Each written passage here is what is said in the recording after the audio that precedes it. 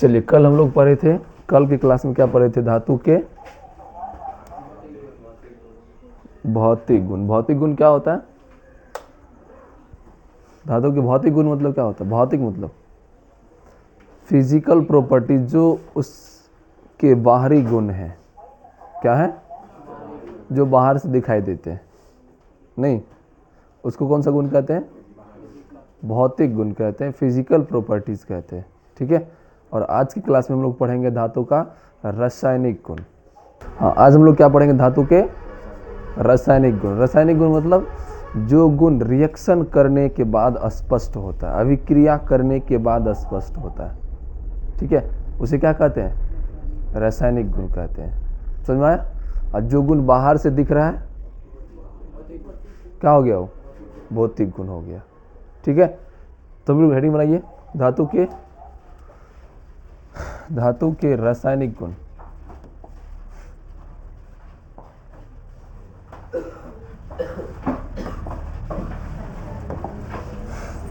धातु के रासायनिक गुण।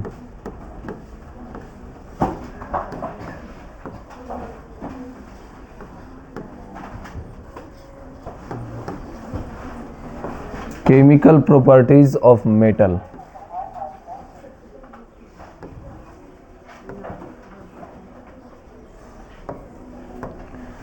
Chemical properties of metal. धातु के रासायनिक गुण। धातु के रासायनिक गुण। सभी लोग हेडिंग बना लिए? धातु के रासायनिक गुण।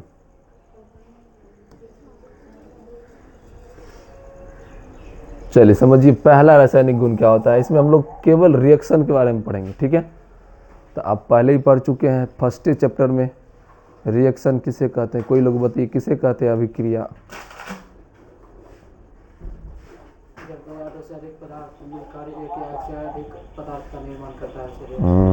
ठीक, आइए, तब पहले आप मान के चलिए कोई धातु का तो नाम बोलिए पहले, तब ना धातु के साथ किसी दूसरे पदार्थ का अभिक्रिया करवाएंगे। सोडियम ले लेते हैं, पोटेशियम ले लेते हैं, कैल्शियम, जिंक, लोहा, तांबा, एल्युमिनियम, ये सभी क्या है? धातु। इतना तो पहले पढ़ चुके आप लोग, नहीं? तो हम आज क्या करवाएंगे? उसके साथ किसी दूसरे पदार्थ का रिएक्शन करवाएंगे। रिएक्शन करने के बाद देखेंगे किसका निर्माण होता है या नया पदार्थ क्या बनता है। तो सबसे सिंपल धातु मान के चलो हम ले लेते हैं सोडियम। क्या ले लेते हैं? सोडियम लेते हैं। और इसके साथ जब ऑक्सीजन की अभिक्रिया करवाते हैं, किसकी अभिक्रिया? ऑक्सीजन की अभिक्रिया, तब पता चलता है कि इसमें बनता है सोडियम ऑक्साइड। क्या बनता है? ऑक्साइड बनता है, सोडियम ऑक्साइड। अभी बहुत बच्चे को समझ में नहीं आया होगा। नहीं आया, बिल्कुल नहीं आया। अब देखिए, अब इसी को हम क्या करेंगे? ये आपका भाषा है, अब इसको हम समझाएंगे रिएक्शन में या समीकरण में। नहीं तो सभी लोग को पता है कि सोडियम का संकेत क्या होता है? Mg होता है ना? अच्छा सॉरी, Na होता है। मनीषा क्या होता है? Na, ठीक, Na। और ऑक्सीजन का क्या होता है? O2। नहीं तो ये क्या बन गया?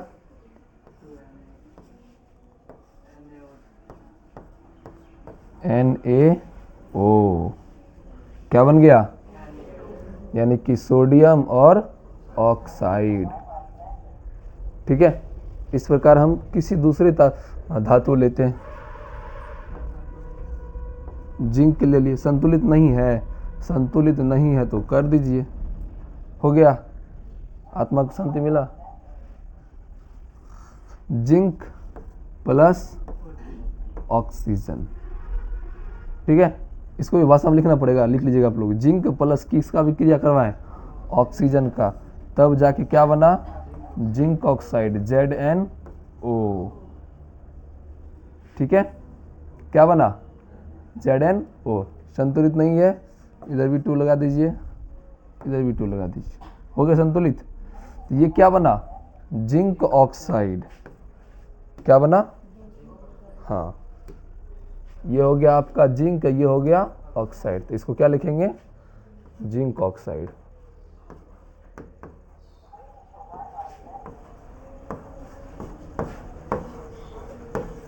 जिंक ऑक्साइड हो गया ये। इस प्रकार यदि हम किसी भी धातु का, केवल ये सोडियम पोटेशियम नहीं, किसी भी धातु का यदि अभिक्रिया किसके साथ करवाते हैं तो ऑक्साइड ही बनता है। तो इससे स्पष्ट होता है कि कोई भी धातु ऑक्सीजन के साथ अभिक्रिया करके धात्विक ऑक्साइड बनाता है। क्या बनाता है?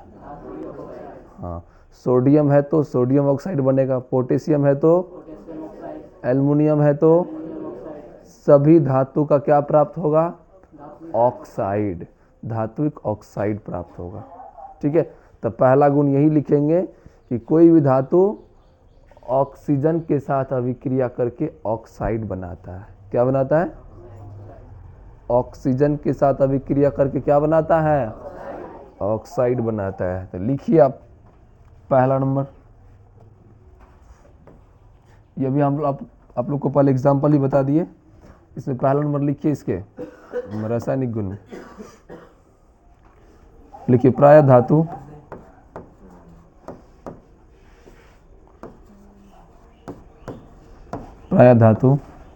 ऑक्सीजन के साथ अभिक्रिया करके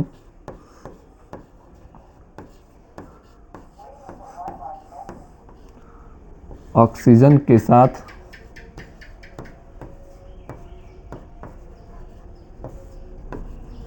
अभिक्रिया करके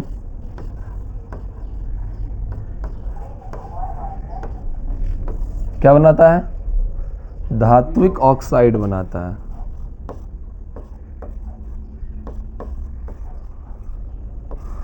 धात्विक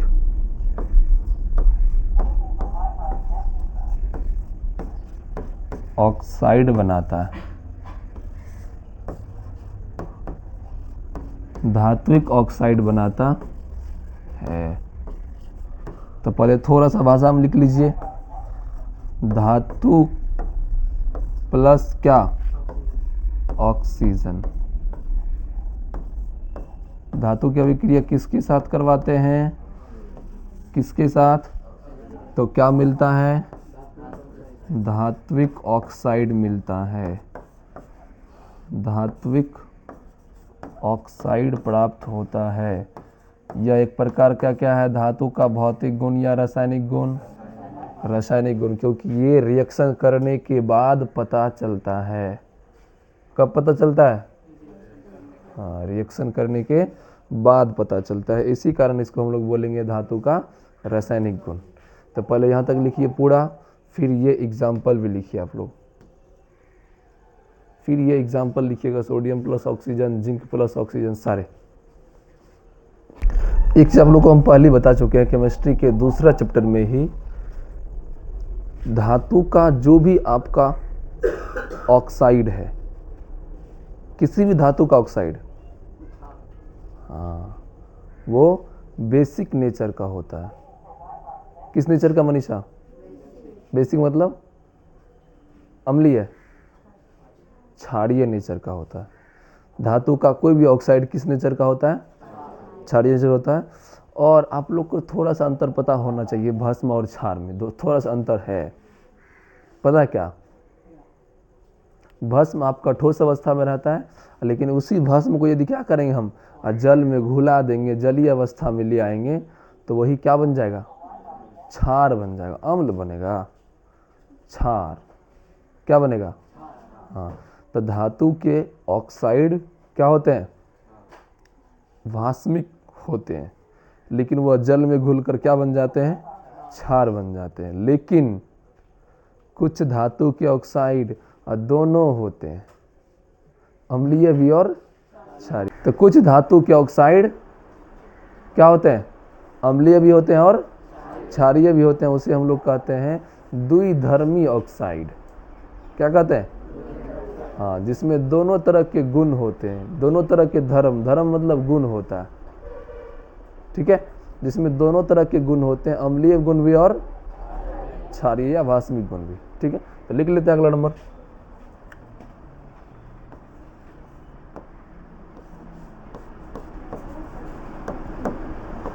आइए प्राय धातु के ऑक्साइड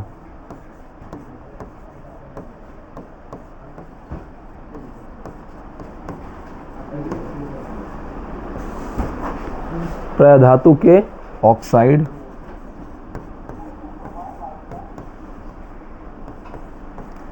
भास्मिक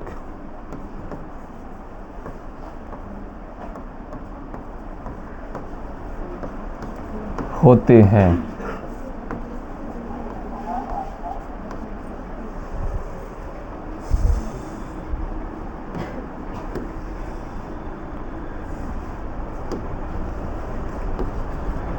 तीसरा नंबर लिखिए।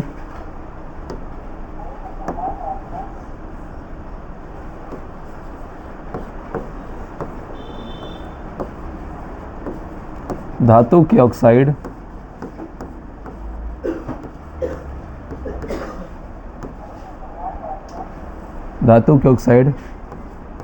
जल में घुलकर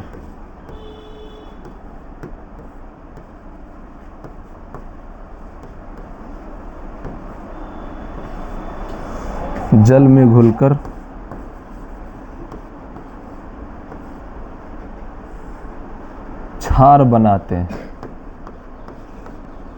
क्षार मतलब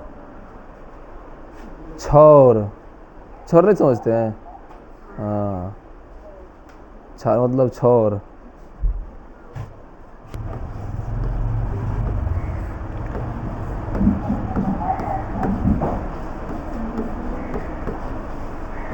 द्विधर्मी ऑक्साइड कहते हैं। तो वैसा धातु का ऑक्साइड जिसमें कैसा गुण? दोनों गुण होता है। कौन कौन सा गुण? अम्लीय और क्षारीय।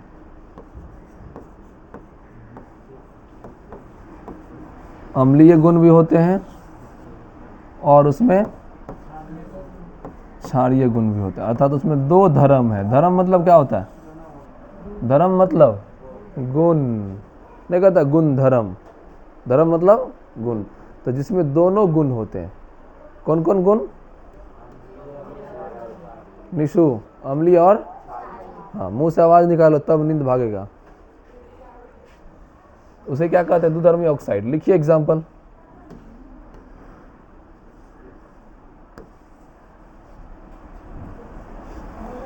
द्विधर्मी ऑक्साइड का एग्जाम्पल लिखिए।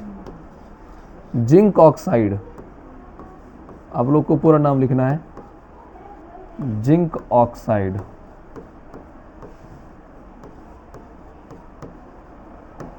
सूत्र क्या होता है इसका? हाँ, अभी जस्ट बताए थे, ZnO।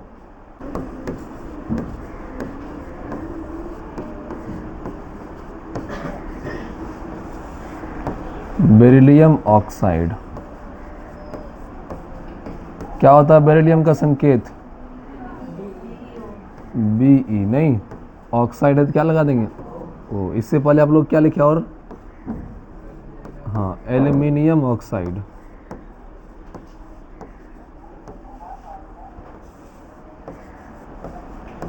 Aluminium oxide Al2O3। इसके अलावा और क्या लिखे आप लोग? Lead oxide. क्या होता है इसका सूत्र? Pb। तो अभी आपके सामने जितने भी ये क्या है धातु के ऑक्साइड हैं, ये सभी कौन से ऑक्साइड हैं? द्विधर्मी ऑक्साइड। क्या है? क्योंकि इसमें अम्लीय और क्षारीय दोनों के गुण पाए जाते हैं। समझ में आया? चलो अब अगला नंबर लिखो। 5 नंबर होगा, बोलो ना। अभी देखिए क्या समझाए, सभी धातु ऑक्सीजन के साथ अभिक्रिया करता है, ठीक है, लेकिन कुछ स्टैंडर्ड होते हैं जिसके लिए कुछ तापमान चाहिए, और कुछ धातु ऐसे होते हैं जो रूम टेम्परेचर पर, नॉर्मल टेम्परेचर में भी क्या कर सकते हैं, उसको समझो। क्या नाम बाबू, ये लड़का, फॉलो मी, इधर ध्यान दो पहले तब लिखना, चुट्टा उधर जाओ। चलिए समझिए क्या बता रहे थे। कुछ धातु क्या होते हैं, विशेष तापमान पर ऑक्सीजन के साथ अभिक्रिया करते हैं, नॉर्मल टेम्परेचर पर वो अभिक्रिया नहीं करता है। क्यों नहीं करता है? क्योंकि दोनों का सक्रियता, अभिक्रियाशीलता अलग अलग है। और आप लोग को फर्स्ट चैप्टर में लिखा चुके हैं धातु की सक्रियता श्रेणी, हाइड्रोजन से ऊपर वाला अधिक सक्रिय है और हाइड्रोजन से नीचे वाला कम सक्रिय। लिखा चुके कि नहीं लिखा चुके हैं? वो लिस्ट नहीं बनाए थे इस प्रकार से, ऐसे जो बनाया था, याद आया? हाँ, तो उसी लिस्ट से तुम लोग कल देख के आना किस धातु का अभिक्रियाशीलता ज़्यादा है। तो जो अधिक अभिक्रियाशील धातु है वो क्या करता है, नॉर्मल टेम्परेचर पर भी क्या करता है, ऑक्सीजन के साथ अभिक्रिया कर लेता है। लेकिन जिसकी सक्रियता कम है उसको बाहर से टेम्परेचर देना पड़ता है, तब वो रिएक्शन करता है। समझ में आया? तो क्या लिख रहे थे हम लोग, पढ़ो एक बार। हाँ लिखिए, सभी धातु की क्रियाशीलता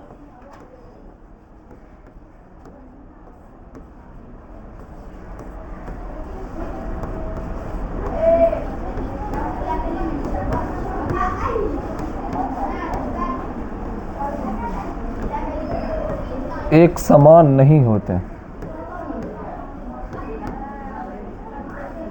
सभी धातु की क्रियाशीलता एक समान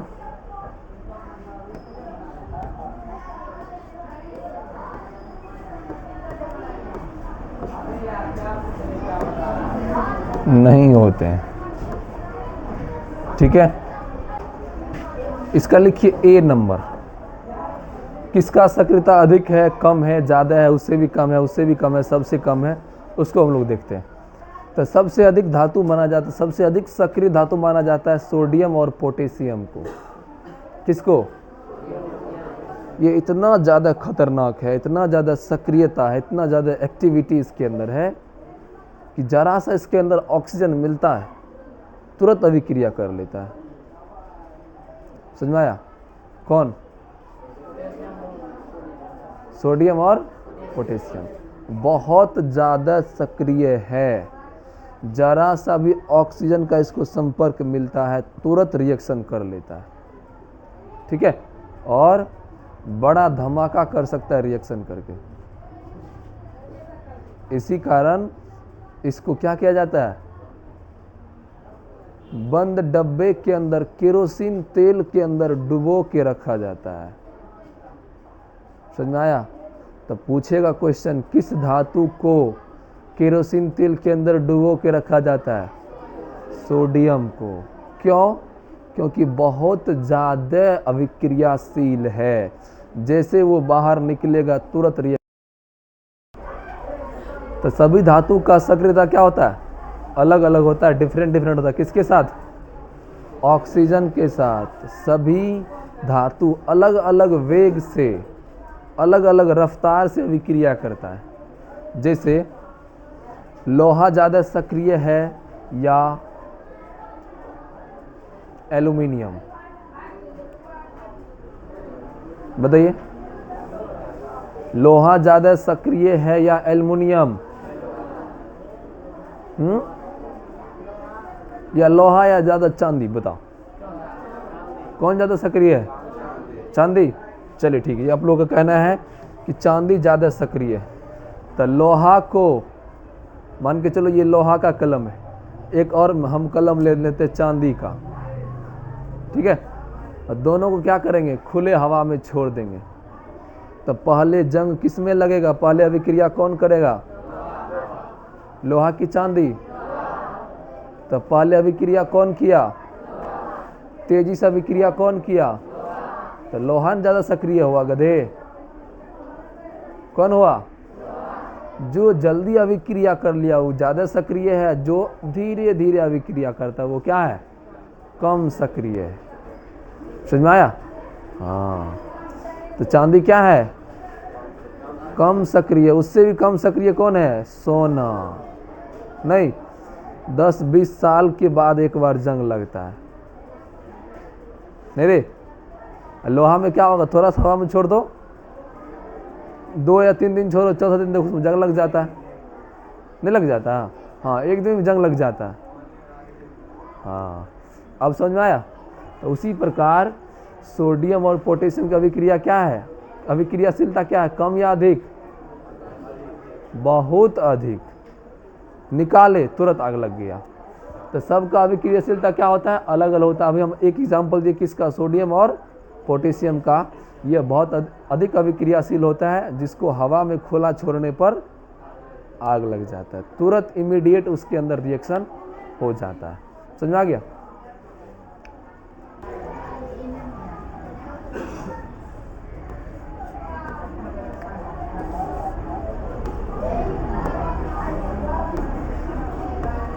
मैग्नीशियम कमरे की ताप, कमरे की ताप मतलब सामान्य ताप कितना डिग्री? हाँ, 37 डिग्री सेल्सियस पर ऑक्सीजन के साथ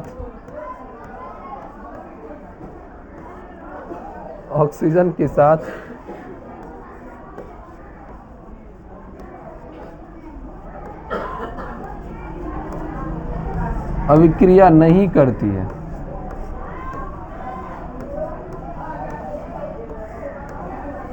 अभिक्रिया नहीं करती है। मैग्नीशियम को ऑक्सीजन की उपस्थिति में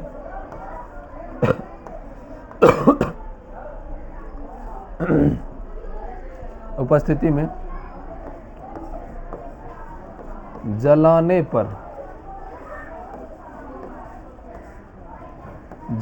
पर क्या बनता है? मैग्नीशियम ऑक्साइड बनता है।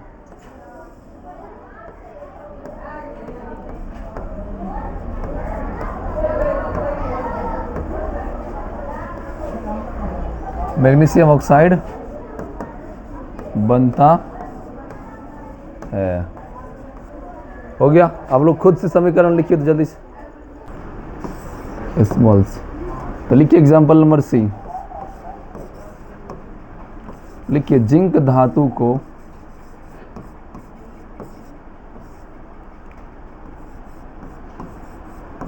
प्रबलता से गर्म करने पर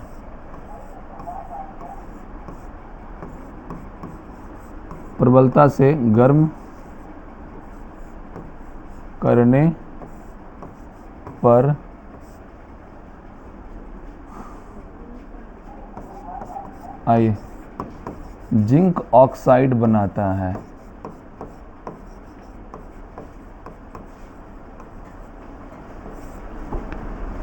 जिंक धातु को प्रबलता से गर्म करने पर क्या बनाता है? जिंक ऑक्साइड बनाता है। मतलब ये उससे भी क्या है? कम है या अधिक अभिक्रियाशील है? बोलो ना रे, कम है। उससे भी ज़्यादा, इसमें ज़्यादा है, टेम्परेचर देना पड़ता है। किससे ज़्यादा है? हाँ, मैग्नीशियम से भी ज़्यादा इसमें टेम्परेचर देना पड़ता है, तब जाके ये रिएक्शन करता है और क्या बनाता है? जिंक ऑक्साइड बनाता है। क्या बनाता है? Zinc oxide. तो बताओ जिंक ज़्यादा अभिक्रियाशील या मैग्नीशियम?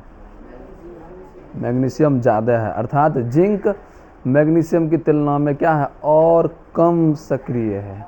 तो लिख लीजिए आगे, देखिए लिखिए अतः जिंक क्या है? मैग्नीशियम से कम क्रियाशील है, मैग्नीशियम से कम क्रियाशील।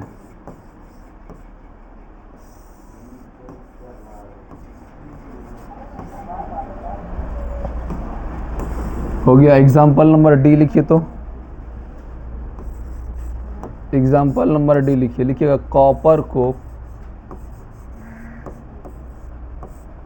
कॉपर को ऑक्सीजन की उपस्थिति में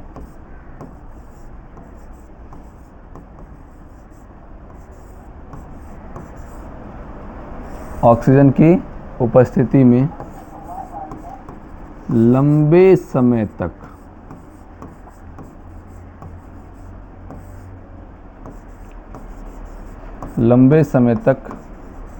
गर्म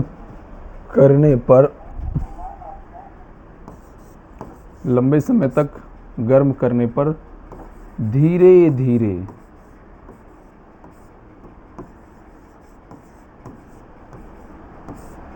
धीरे कॉपर ऑक्साइड बनाता है।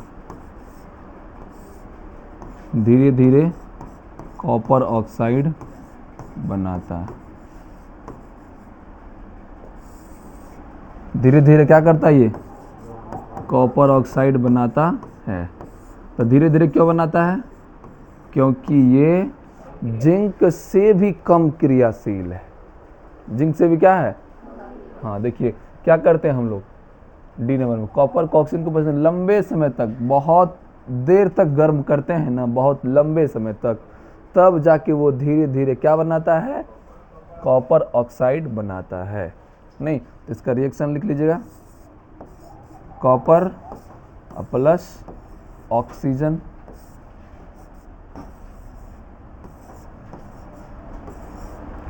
बैलेंस कर लीजिएगा, यहाँ 2 लगा दीजिएगा, हो गया बैलेंस।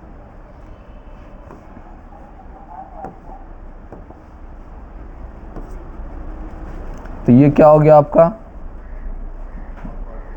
हाँ, इंग्लिश में लिखे थोड़ा सा, कॉपर ऑक्साइड। तो इसका मतलब बताओ, ये अधिक अभिक्रियाशील है या कम अभिक्रियाशील? कम अभिक्रियाशील है ना, बहुत धीरे धीरे रिएक्शन करता है। नहीं, तो लिखिए अतः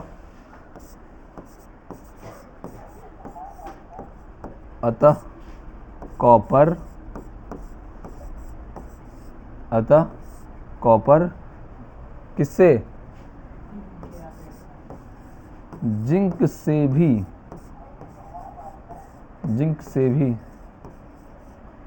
कम क्रियाशील है। जिंक से भी कम क्रियाशील।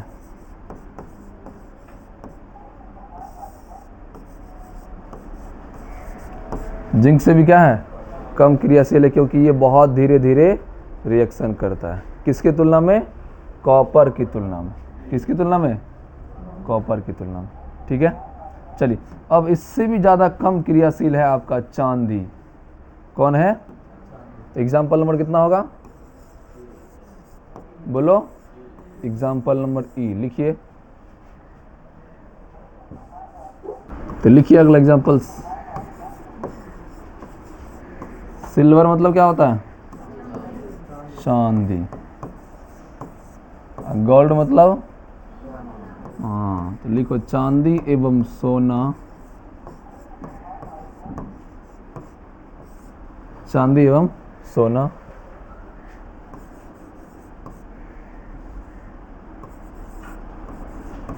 उच्च ताप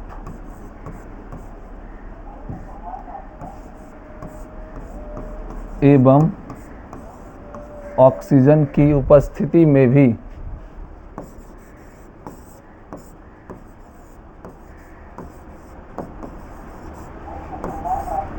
ऑक्सीजन की उपस्थिति में भी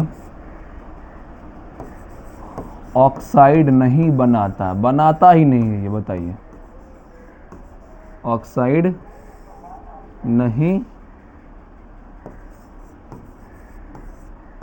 नहीं बनाता।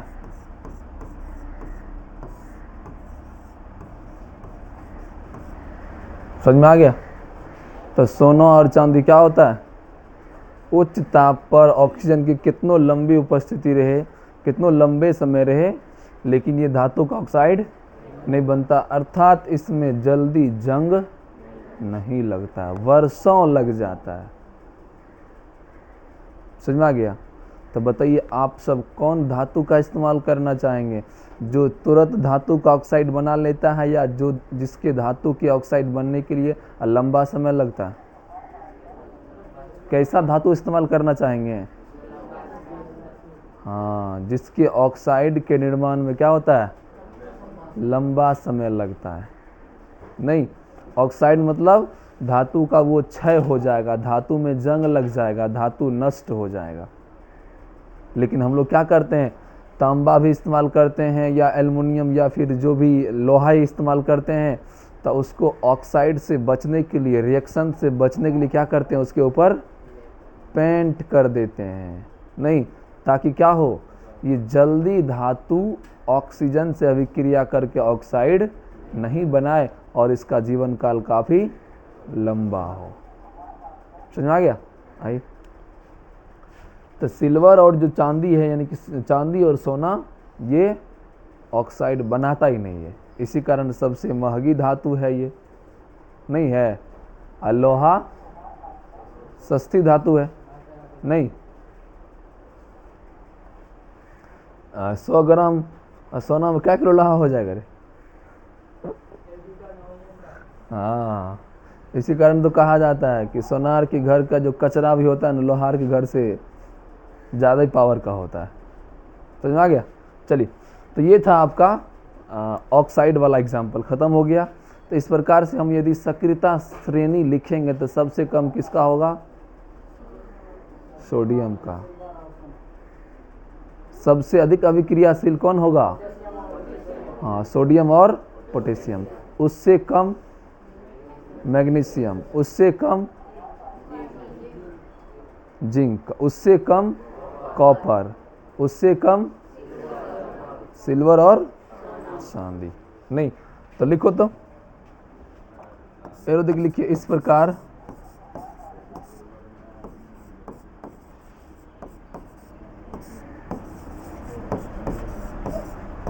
धातु की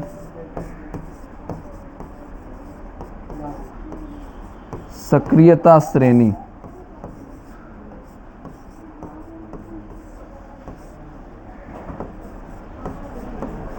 निम्न है।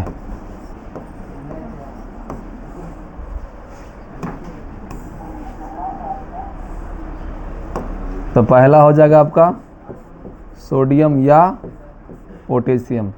इससे भी कम सक्रिय कौन है? मैग्नीशियम। इससे भी कम सक्रिय जिंक है। इससे भी कम कॉपर। इससे भी कम सिल्वर या ऑरंडम। सोना का संकेत क्या होता है? AU। सिल्वर का Ag। तो इस प्रकार ये क्या हो गया? धातु की सक्रियता श्रेणी हो गया, अभिक्रियाशील श्रेणी हो गया। ठीक है, चलो ई वाला श्रेणी उतार लो जल्दी से, फास्ट में।